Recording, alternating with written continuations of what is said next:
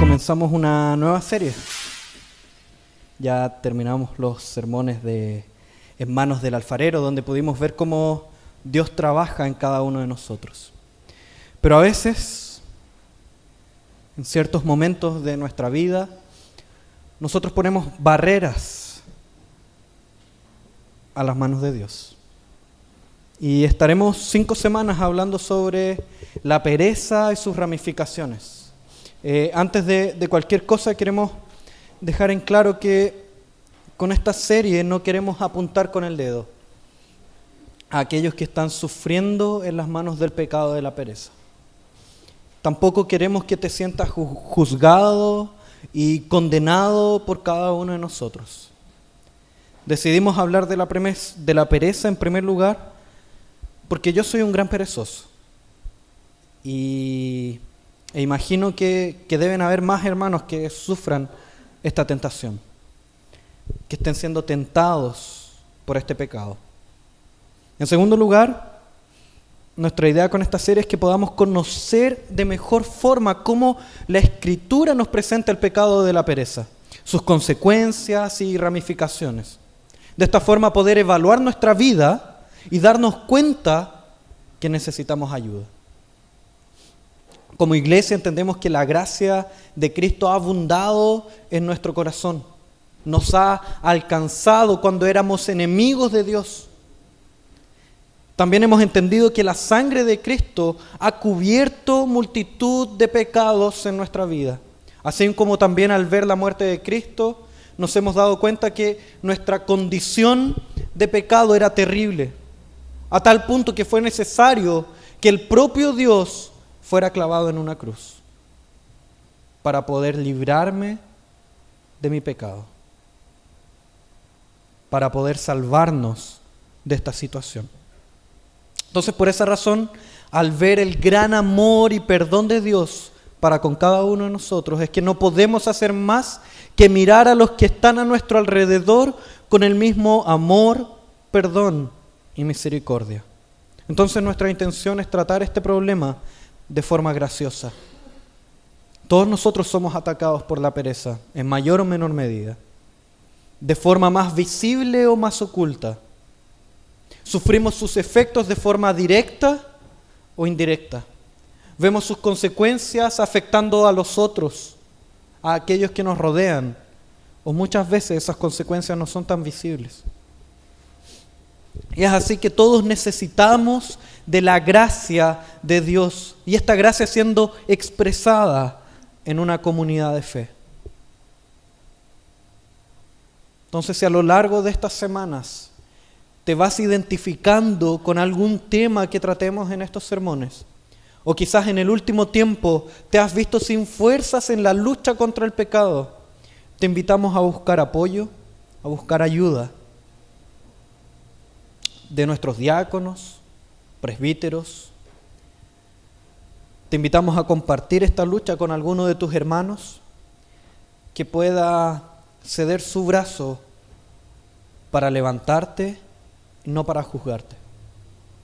Por otro lado, si logras observar a un hermano en esta debilidad, te invitamos a ser activo y acercarte para que llevemos los unos las cargas de los otros. Al final de cuentas, somos todos grandes perezosos. Entonces, vamos al texto del día de hoy, que se encuentra en el segundo libro de Samuel, capítulo 11. Y vamos a ver cómo la pereza precede a la caída. Ya el título es un gran spoiler de lo que vamos a ver hoy día. Segundo libro de Samuel, capítulo 11. Dice así. Vamos a leer desde el versículo 1 hasta el 16. Dice así: en la primavera, que era la época en que los reyes salían de campaña, David mandó a Joab con la guardia real y todo el ejército de Israel para que aniquilara a los amonitas y sitiara la ciudad de Rabá. Pero David se quedó en Jerusalén. Una tarde, al levantarse David de la cama, comenzó a pasearse por la azotea del palacio y desde allí vio a una mujer que se estaba bañando. La mujer era sumamente hermosa, por lo que David mandó que averiguaran quién era y le informaron.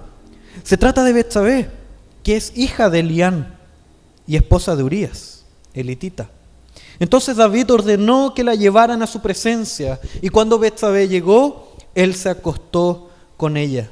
Después de eso, ella volvió a su casa. Hacía poco que Betsabé se había purificado de su menstruación, así que quedó embarazada y se lo hizo saber a David. Entonces David le envió este mensaje a Joab: mándame aquí a Urías, elitita. Y Joab así lo hizo. Cuando Urías llegó, David le preguntó cómo estaban Joab y los soldados y cómo iba la campaña. Luego le dijo: vete a tu casa y acuéstate con tu mujer. Tan pronto como salió del palacio, Urías recibió un regalo de parte del rey. Pero en vez de irse a su propia casa, se acostó en la entrada del palacio, donde dormían la guardia real. David se enteró que Urías no había ido a su casa, así que le preguntó: has hecho un viaje largo, ¿por qué no fuiste a tu casa? En este momento respondió Urías: tanto el arca como los hombres de Israel y de Judá se guarecen en simples enramadas, y mi señor Joab y sus oficiales acampan al aire libre, y yo voy a entrar en mi casa para darme un banquete y acostarme con mi esposa. Tan cierto como que su majestad vive, que yo no puedo hacer tal cosa. Bueno, entonces quédate hoy aquí y mañana te enviaré de regreso, replicó David. Urías se quedó ese día en Jerusalén, pero al día siguiente David lo invitó a un banquete y logró emborracharlo. A pesar de eso, Urías no fue a su casa, sino que volvió a pasar la noche donde dormía la guardia real. A la mañana siguiente, David le escribió una carta a Joab y se la envió por medio de Urías. La carta decía: pongan a Urías al frente de la batalla, donde la lucha sea más dura. Luego déjenlo solo para que lo hieran y lo maten. Por tanto, cuando Joab ya había sitiado la ciudad, puso a Urías donde sabía que estaban los defensores más aguerridos. Los de la ciudad salieron para enfrentarse a Joab, y entre los oficiales de David que cayeron en batalla, también perdió la vida Urías, elitita. Los invito a saltar hasta la última frase del versículo 27.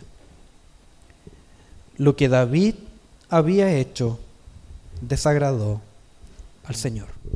Entonces, este texto nos cuenta básicamente cómo David cae en pecado con Betsabé. La historia de David es conocida por todos, hasta por aquellos que no fuimos criados en la iglesia. ¿Quién puede decir que no conoce la historia de David en su guerra, en su lucha con Goliat? Creo que todo el mundo, incluso no cristianos, conocen esa historia. Conocen a este rey valiente y poderoso. Y a lo largo de los libros de Samuel, primer libro de Samuel y segundo libro de Samuel, se nos cuenta la vida de David, su ascensión al trono, como el rey conforme al corazón de Dios. Se nos habla de una gran cantidad de victorias. Se nos muestra a David como un hombre valiente, sabio, misericordioso. Incluso en aquellos momentos en que todo a su alrededor le gritaba para caer en pecado. Se nos muestra un pequeño David enfrentando a un gigante bajo la convicción que Dios le ayudaría, porque ese gigante estaba blasfemando el nombre del Dios Altísimo. También se nos presenta un David que en medio de la persecución perdona la vida de aquel que buscaba su muerte, cuando el rey Saúl lo estaba persiguiendo. Pero llegamos al capítulo 11 y toda esa perfecta historia se nos deshace como arena entre medio de los dedos. Se nos desmorona esta perfecta historia de un varón que parecía perfecto.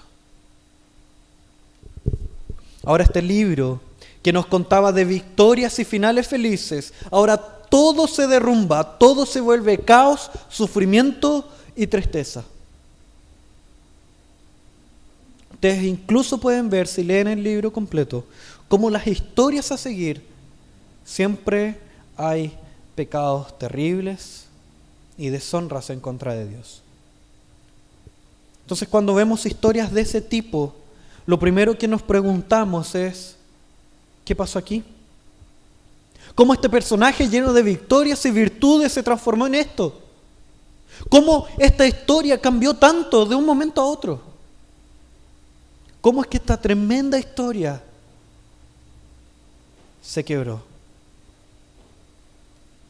¿Cómo llegamos a esto? Pereza. Veremos cómo la pereza se encuentra en la base, en el fundamento de la caída de David. Es por esta razón que en esta historia veremos que la pereza, en primer lugar, oscurece nuestro juicio. Luego nos impide asumir culpas. Y por último, trae muerte a nuestro alrededor. La pereza oscurece nuestro juicio, nos impide asumir nuestras responsabilidades y nuestras culpas y trae muerte a nuestro alrededor, a todo aquello que nos rodea. Entonces, en los primeros versículos veremos cómo la pereza oscurece nuestro juicio. Los primeros 2 versículos del texto nos presentan clara, detallada y enfáticamente dónde comenzó todo.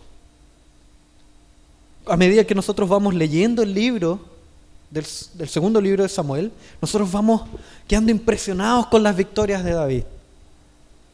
Y de repente todo se desmorona. Y los primeros 2 versículos nos muestran por qué se desmoronó todo. ¿Cómo llegamos a esto? Versículo 1 dice así, en el comienzo del versículo 1. En la primavera, que era la época en que los reyes salían de campaña, y ahí continúa el texto. Entonces el texto nos entrega detalles que no son necesarios, a menos que tengan un propósito específico. Entonces, al decirnos que era la época en que los reyes salían de campaña, ese dato no es en vano, no está ahí por nada. Busca mostrarnos que el deber del rey era levantarse y salir junto con sus generales y dirigir sus tropas, sus ejércitos en el frente de batalla. Él estando en primera fila de sus ejércitos. Ese era el deber del rey, ese era el deber de David. Después el texto continúa y nos presenta que David manda a un guardia real a cumplir su función mientras él se queda en Jerusalén. Entonces luego el versículo 2 nos especifica que en la tarde David se levanta. Y ese en la tarde no se refiere a las 1 de la tarde, 12, 2 de la tarde, como a un almuerzayuno. No es esa la idea. La idea es que probablemente se refiera al atardecer, al momento en que el sol empieza a ponerse, empieza a caer. Entonces hay algunos comentaristas que han intentado ayudar a David, diciendo que era tradición para los judíos por causa del calor que había en aquella provincia, dormir la siesta o realizar sus obras, dormir la siesta en la tarde, una gran siesta, y después, al atardecer, levantarse a continuar su obra. Pero independiente que esta tradición sea efectiva o no, sea real o no, lo que el texto quiere mostrarnos es que el deber de David era estar en el campo de batalla y no en su palacio siendo consumido por la pereza, no estirando los brazos al ponerse del sol para poder recién empezar a vivir. Esta es la génesis del relato del segundo libro de Samuel, capítulo 11. La pereza lo lleva a no realizar su deber. La pereza lo lleva a subir a la azotea. La pereza lo guía sus ojos a una mujer. Y la pereza lo entrega en bandeja de plata al pecado. Los primeros 2 versículos nos muestran que el pecado de David con Betsabé, al final de cuentas, es una crónica de una muerte anunciada. He aquí el primer llamado de atención a aquellos que somos tentados por la pereza. La pereza no termina, no concluye al echarnos en el sofá y prender la televisión. La pereza no termina después de las horas que pasamos en redes sociales. La pereza es un estado espiritual en el que yo enfrío mi corazón para las verdades de Dios y el amor de Cristo. La pereza es un estado espiritual en el que yo mismo enfrío activamente mi corazón a las verdades de Dios y al amor de Cristo. La pereza es crónica de una muerte anunciada. Y después vamos a ver esa muerte que ya es anunciada por la pereza. Los versículos 6 al 13. Porque esta pereza nos impide asumir culpas, asumir responsabilidades. Vemos versículos del 6 al 13. Porque la pereza no solo nubla nuestro juicio, sino que también una vez consumidos por la pereza, no somos capaces de asumir las consecuencias que ha traído a nuestra vida el pecado de la pereza y los pecados que son incubados en ella. El versículo 5 nos cuenta que David sucumbe a su pereza, enfría su corazón a las verdades de la palabra, es nublado su juicio y cae en pecado con Betsabé. Y ella resulta embarazada. Entonces vemos que el rey David enfría su corazón al subir a la azotea, al no tener nada que hacer.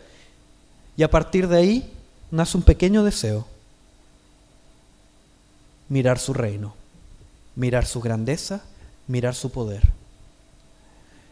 Y en este acto de contemplarse a sí mismo en su grandeza, comillas, que en vez de buscar a Dios se buscaba a sí mismo, encuentra a Betsabé, quien se estaba purificando en ese momento. Y es ahí donde la ve y su corazón se llena de sí mismo.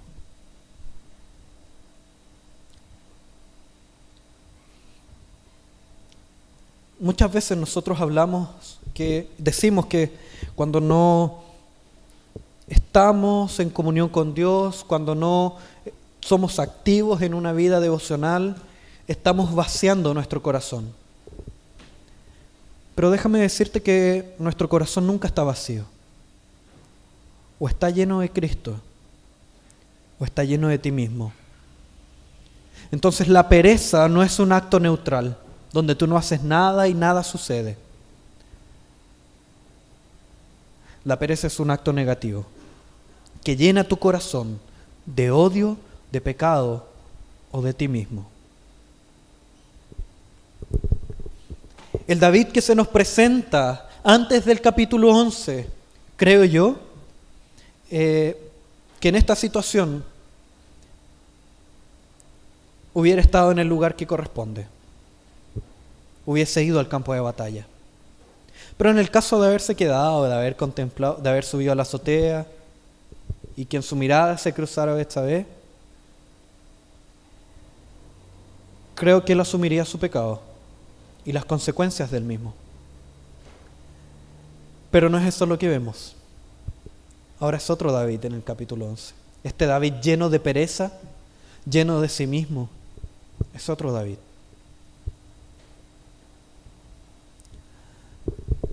El texto nos presenta una serie de artimañas que David utiliza para hacer creer a todos que el bebé, ese hijo que es cultivado en el vientre de Betsabé,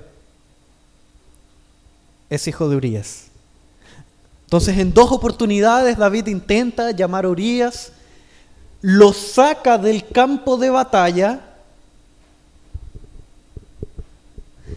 para que pueda tener una relación con su esposa. Lo envía a su casa e incluso en una segunda oportunidad lo emborracha para que Urías pueda, al igual que David, tener su juicio nublado, tener sus ojos cegados. David buscaba el pecado en Urías. Quería hacerlo caer. Resulta interesante observar que antes se nos menciona que David era aquel que había emitido una orden que dictaba que los ejércitos, que los varones del ejército no podían tener relaciones con su esposa durante la guerra. Y es el mismo David el que llama a Urías para quebrar esa ley que él mismo había levantado. Entonces vean cómo está nublado el juicio de David. Cómo David, por causa de la pereza, se vuelve totalmente loco, a tal punto de quebrar sus propios principios y quebrar los principios de Dios. Y buscar que otro más también los quiebre. Entonces, la pereza nos torna niños, incapaces de asumir responsabilidades, incapaces de asumir culpas y las consecuencias de nuestros errores y pecados. Como los niños que niegan haber rayado la pared, sosteniendo un plumón en la otra mano. Nos tornamos... La pereza es terrible porque nos torna imbéciles, tontos, locos. En una palabra más simple, insensatos, como diría Proverbios. Y la pereza es terrible también porque niega tanto la obra del Espíritu Santo como la gracia. La obra del Espíritu Santo es negado porque es el Espíritu Santo el que trae arrepentimiento a nuestra vida. Convencimiento de pecado.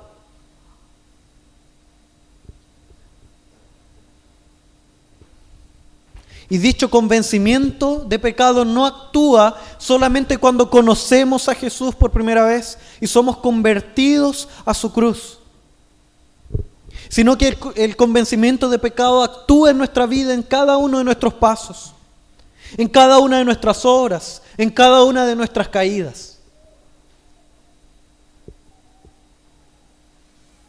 Y es así como el Espíritu Santo nos lleva del pecado, nos convence de este pecado, nos lleva al arrepentimiento y nos hace deleitarnos en la gracia y el perdón de Cristo. Entonces, en última instancia, la pereza nos impide asumir culpas porque lleva a nuestro corazón a negar la obra del Espíritu Santo en nuestra vida. Cuando vivimos de forma perezosa, lo que hacemos es negar que el Espíritu Santo actúe, esté ejerciendo una obra de transformación en nuestro corazón. Es terrible el pecado de la pereza. Como si eso fuera poco, como si eso no fuera poco, también no solo la pereza nubla nuestro juicio, no solo nos impide asumir culpas, sino que también trae muerte a nuestro alrededor. La pereza trae muerte a tu vida y a la de aquellos que te rodean. Y eso se ve claramente en los versículos 14 al 17. Literalmente. Esta muerte la vemos entre esos versículos.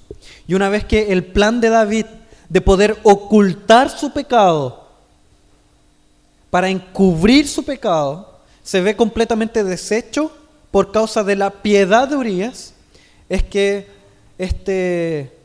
esta desquiciada y estúpida pereza transborda su corazón, brota de su corazón Y David ya no es el que dice que, Señor, si subo a los cielos, ahí estás tú. Si establezco mi lecho en el fondo del abismo, ahí también estás. Como en el Salmo 139. Ya no es el David que dice, Señor, todos los reyes de la tierra te alabarán al escuchar tus palabras. Sino que es el David que sube a la azotea para mirar la extensión de su propio reino, de sus fuerzas. Es el David que alza su mirada y cree que todo es de él y todo puede poseerlo. Es el David que tiene el poder sobre la vida y la muerte, según él. Es ese David el que decide matar a Urías para que sus propios deseos perezosos se vean satisfechos.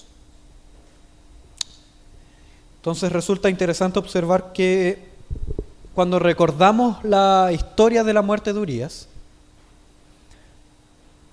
siempre pensamos que simplemente fue que él fue enviado a la primera fila de una batalla y murió así como murieron tantos otros. Muy normal. Pero no. Esto es mucho peor. Es mucho peor porque para conseguir la muerte de Urías, Joab sigue una estrategia de batalla que ni él ni David hubieran seguido. Eso queda demostrado cuando el mensajero, después en los siguientes versículos, hay un mensajero que va a contarle a David, a contarle los detalles, le rinde cuentas a David de la batalla, de los versículos 18 en adelante. Y en eso, este emisario nos deja ver cuál sería la reacción verdadera de David, del verdadero David, de ese David que recordamos de la historia con Goliat. Y a ese emisario se le dice que hable de la tragedia, de la muerte de los generales de David. Y es ahí donde el emisario se vuelve loco. ¿Cómo yo voy a contar eso? ¿Cuál va a ser mi destino después de esto? Probablemente yo muera por causa de eso. Porque sabía cómo reaccionaría David. Y es ahí que Joab le dice, pero dile, después si te llegan a preguntar por qué pasó esto, por qué usamos esta estrategia tan mala, dile que Urías también murió. Y es ahí donde el emisario va donde David y le dice, ¿sabes qué, rey? Murieron muchos soldados por causa de esta estrategia que utilizamos para la batalla. Pero Urías murió. Y ahí David, en vez de reaccionar enfurecido por causa de la pésima estrategia de batalla, de enviar directamente a la muralla a sus generales, es un David que reacciona de una forma muy interesante. Es un David que dice algo así como, ok, ni un problema. Muchos soldados mueren, pero David reposa tranquilo en su enmarañado de pereza, en su trama de pereza, en su cama de pereza, en su castillo de pereza. La pereza no es un pecado que actúe en soledad, como falsamente muchas veces nosotros creemos. Es un pecado que mancha y pudre todo a nuestro alrededor. Primero, porque la pereza no es algo que se quede en el sofá o en la cama. Endurece nuestro corazón. Y a partir de ahí, enfriamos la vida con un corazón endurecido. Enfrentamos la vida con un corazón endurecido. Entonces la pereza con que yo vivo en mis cuatro paredes no se queda ahí. Porque es ahí donde endurezco mi corazón. Y a partir de ahí yo salgo a vivir cada uno de mis pasos con un corazón duro y sin Cristo.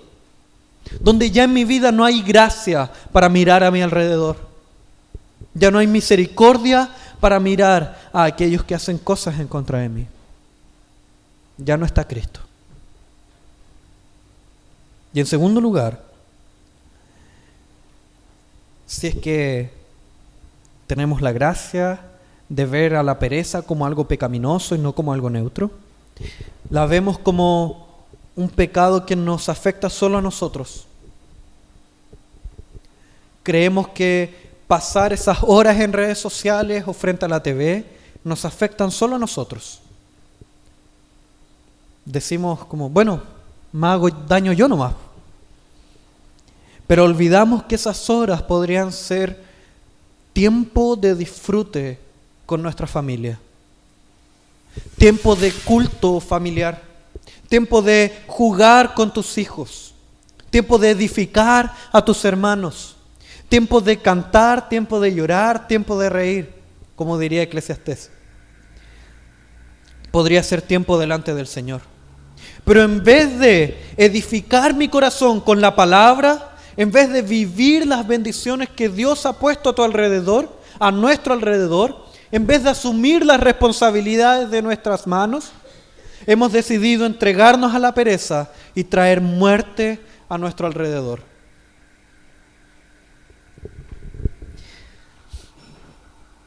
Piensa en la pereza con un ejemplo muy simple. Si tú dejas de hacer aseo en tu casa no va a permanecer limpia durante toda la semana. Así por nada. No hice absolutamente nada. Fui un perezoso. Me eché a dormir toda la semana. Después de esa semana, la casa no va a continuar limpia. Muchos sabrán que es un desastre. Lo mismo ocurre con la pereza. Caer en pereza no es hacer nada. Es hacer algo en contra de ti y de aquellos que te rodean. ¿Quieres saber si la pereza afecta a los que están a tu alrededor? Busca una oportunidad, con mucho cuidado.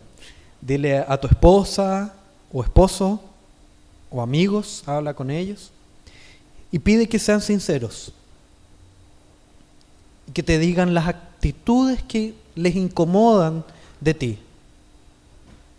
Después toma esas actitudes que te han dicho y analízalas en tu casa. Y te vas a dar cuenta, podrás ver cómo la mayoría de esas actitudes, la mayoría de esas cosas que tú haces, están invadidas de pereza.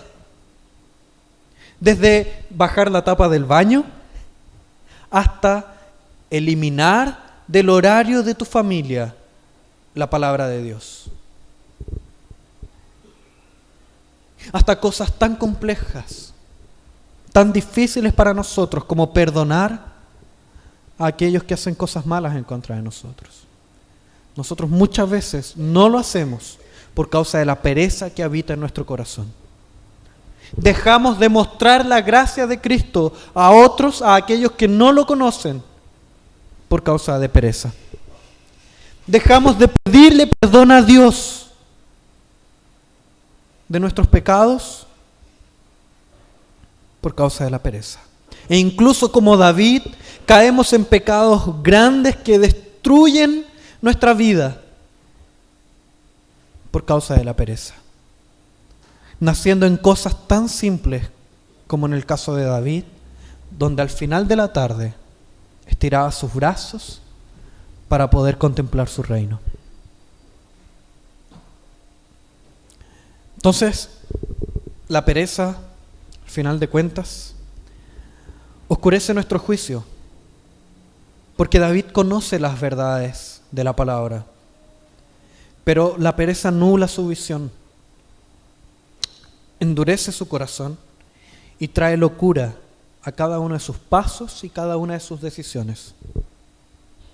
También nos impide asumir culpas, porque lleva a nuestro corazón a negar la obra del Espíritu Santo en nuestra vida. Nos lleva a decir con nuestros actos que el poder del Espíritu Santo se encuentra igual de adormecido que nosotros. Es así que no creemos que pueda existir una gracia perdonadora y restauradora. Y trae muerte a nuestro alrededor. La pereza también trae muerte a nuestro alrededor porque nos distancia de Cristo, de su gracia, de su cruz. Y de esta forma nos distanciamos de la gracia, de esta forma distanciamos de la gracia de Cristo a todos aquellos que nos rodean. Por causa de tu pereza, tus hijos no están creciendo en el conocimiento de Cristo. Por causa de nuestra pereza, por causa de tu pereza, tu esposa no está creciendo en santidad en Cristo. Por causa de tu pereza, tus hermanos no están creciendo en santidad en Cristo. La pereza trae muerte consigo. Y si tú, al igual que yo, estás luchando contra la pereza, y al igual que otros hermanos aquí están luchando contra la pereza, quizás después de estas palabras veas todo negro, todo oscuro a tu alrededor, sin esperanzas, sin un futuro prometedor. Tal vez pienses que no hay restauración y que solo resta sentarse en el palco para ver esta crónica de la muerte anunciada.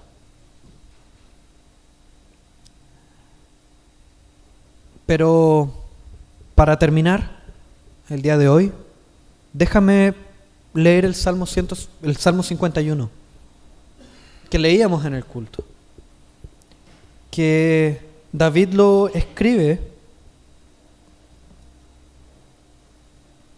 después de este pecado, cuando él es confrontado con su pecado. Él logra no solo ver su pecado, sino que también la gracia de Dios actuando en su corazón. Y David dice lo siguiente: después de haber caído de esta forma, después de haber sido consumido por la pereza, después de no ver esperanzas a su alrededor, dice: ten piedad de mí, oh Dios, conforme a tu misericordia, conforme a la multitud de tus piedades. Y ahí él pide: borra mis transgresiones, lávame de toda mi maldad y límpiame de mi pecado.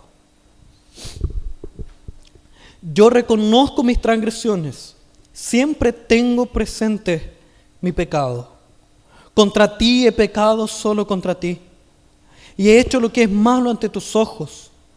Por eso tu sentencia es justa, tu juicio irreprochable.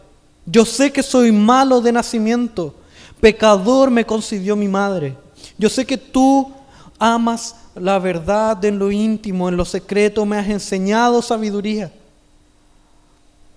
Purifícame con hisopo y quedaré limpio. Lávame y quedaré más blanco que la nieve. Anúnciame gozo y alegría, infunde gozo en estos huesos que has quebrantado. Aparta tu rostro de mis pecados y borra toda mi maldad.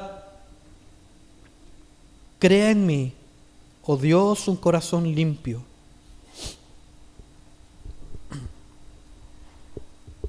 Y renueva la firmeza de mi espíritu. No me alejes de tu presencia, ni me quites tu Santo Espíritu. Devuélveme la alegría de tu salvación, que un espíritu obediente me sostenga. Así enseñaré a los transgresores tus caminos, y los pecadores se volverán a ti. Dios mío, Dios de mi salvación, líbrame de derramar sangre, y mi lengua alabará tu justicia. Abre, Señor, mis labios y mi boca proclamará tu alabanza. Tú no te deleitas en los sacrificios, ni te complacen los holocaustos. De lo contrario, te los ofrecería. El sacrificio que te agrada es un espíritu quebrantado. Tú, oh Dios, no desprecias al corazón quebrantado y arrepentido. David no solo observa su pecado, David no solo abre sus ojos a su transgresión, no solo de una vez por todas despierta a su pereza, sino que también logra observar la gracia de Cristo, la gracia de Dios en su vida. Y es así que nosotros también somos llamados a de una vez por todas despertar de nuestra pereza, despertar de nuestra flojera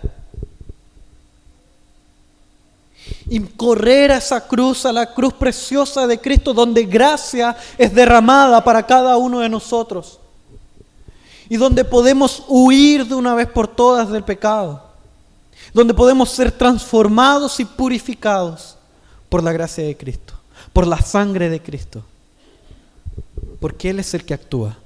Él es el que nos despierta de nuestra pereza. Él es el que nos transforma de nuestra condición. Y recordamos que somos polvo.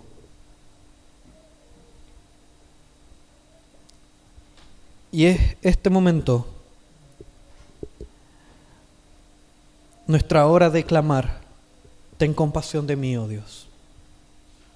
Porque nos observamos, miramos nuestro corazón y nos damos cuenta que hay mucha pereza en él. Más de la que nos gustaría.